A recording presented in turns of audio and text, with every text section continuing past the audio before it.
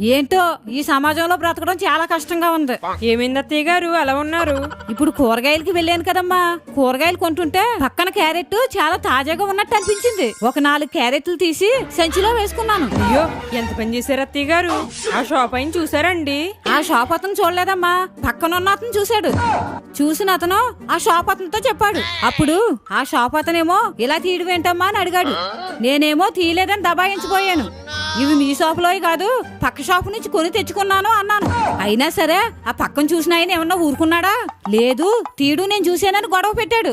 తీసినట్టు ఒప్పుకుందామా అనుకున్నాను. ఇదేంటమ్మా ఇంత వయసు వచ్చినా బుద్ధి లేకుండా చేసిన తప్పు ఒప్పుకోవడం లేదేంటి అన్నారు. అలా అంటున్నారని తప్పు ఒప్పేసుకున్నాను.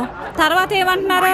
సిగ్గు లేకుండా చేసిన తప్పు ఎలా ఒప్పుకుంటుందో చూడు అంటున్నారు. మరి ఈ సమాజంలో ఇంకెలాగమ్మా బ్రతకడం? అందుకే అత్తయ్య గారు ఏదైనా ఫ్రీగా రావాలని కక్కుర్తి పడకూడదు. అదే కదమ్మా.